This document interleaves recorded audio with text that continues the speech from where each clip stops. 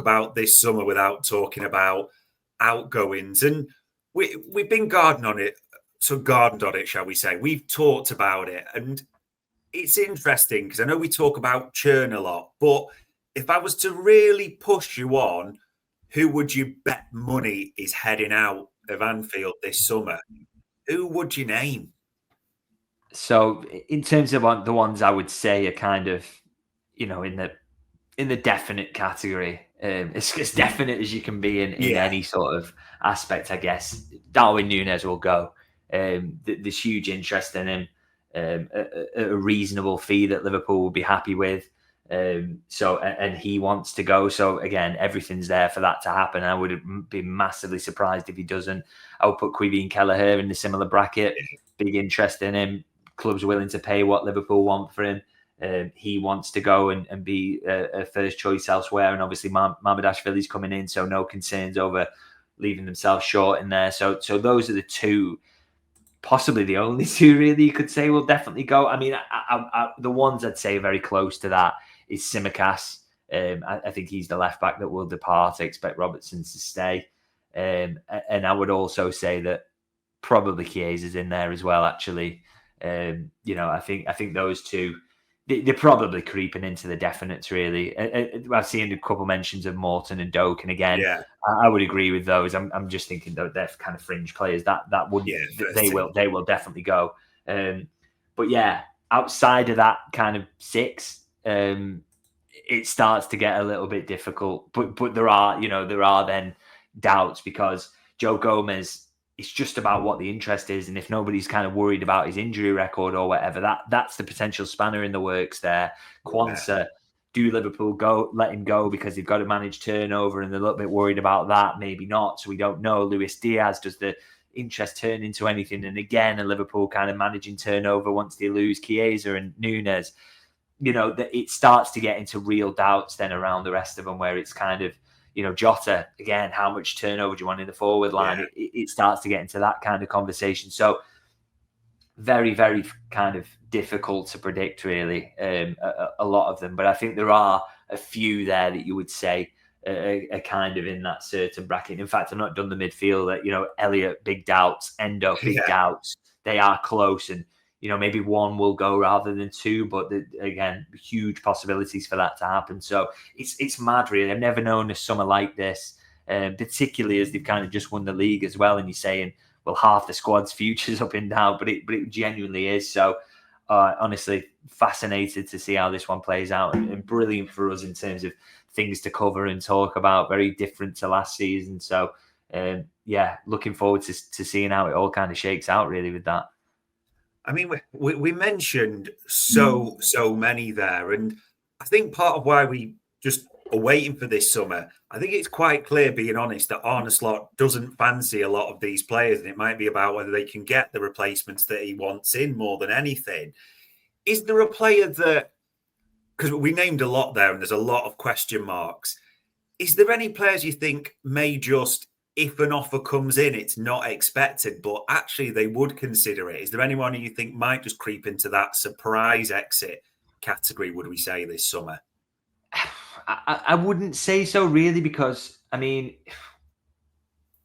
you could maybe put Alisson in that bracket, but I don't get massive noises from his camp that he wants to do anything but stay at the moment. So I think I would not be shocked at all. And my kind of expectation right now, as we're talking, is that Alisson will probably be on the side of staying.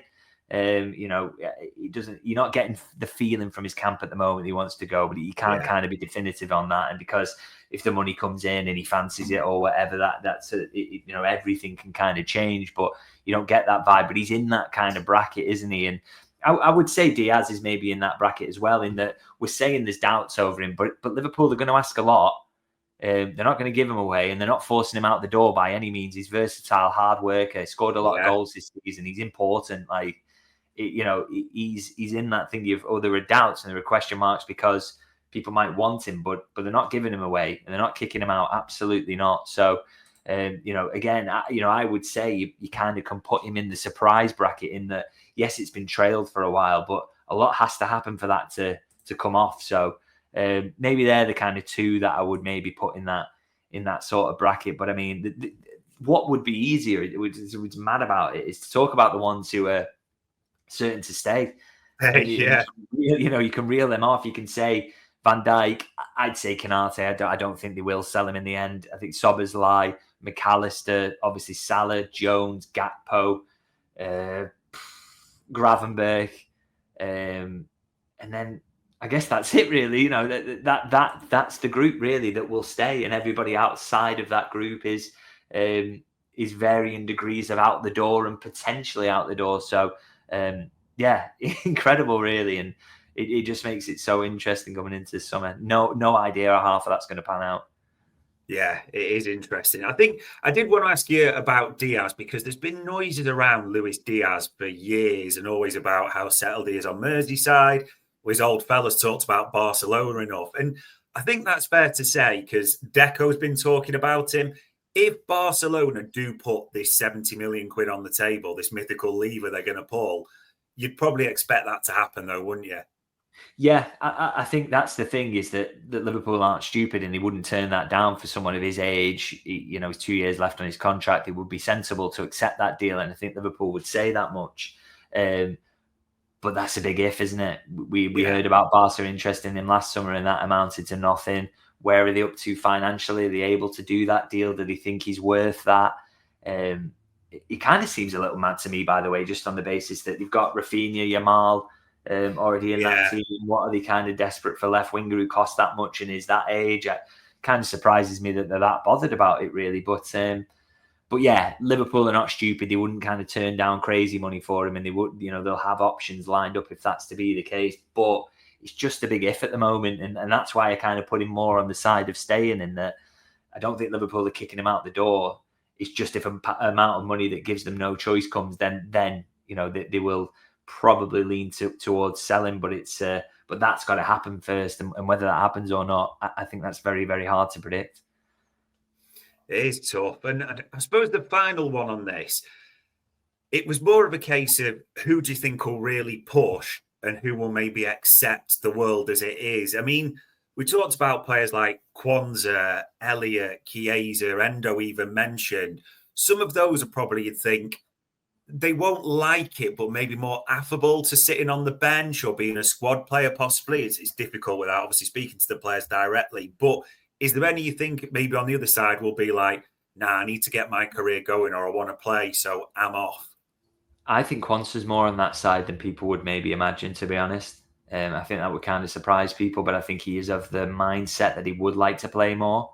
And if a decent Premier League team comes in for him this summer, I think he would not publicly push to go and then kick up a stink or anything like that, but I think he would be having conversations that would be along the lines of, I would like to go. If if the money's right, can you let me go?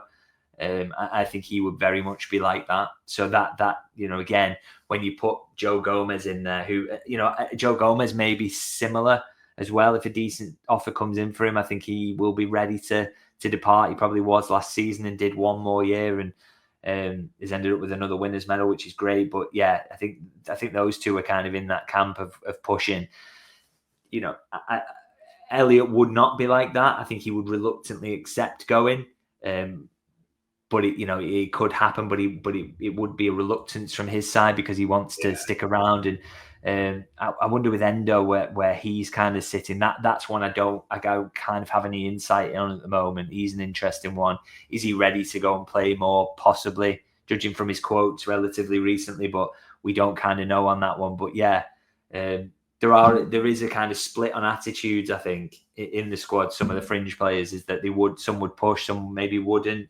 And we'll get to see that play out, that dynamic, because it will have an impact on what Liverpool do in the end as well. So that's all part of it. And again, another uncertainty to throw into the mix, along with whether a club will bid, whether it's enough, whether the player's happy with that particular move, all these things. There's so many kind of moving parts there, to be honest.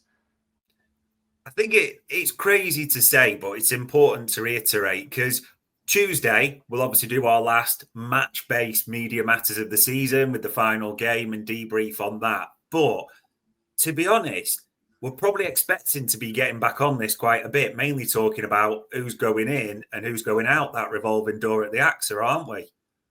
Yeah, it's just going to be a lot going on potentially. Basically, if you want to kind of a little bit of a prediction, I feel like it's going to be the busiest summer we can remember. Really, it's because there are so many question marks on potential outgoings. There are so many links in terms of potential incomings, and you always take those links with a pinch of salt. But I think a lot of it is already firming up to the point that Liverpool are putting themselves in a position where if X, Y, and Z leaves, along with what we're already doing is the business that we want to do, this is the business that we may be forced to do, and the business that we kind of want to do if such and such player leaves. So, I think all the talk about nobody at Liverpool is playing down busy summer, and I genuinely do believe that that's going to be the case.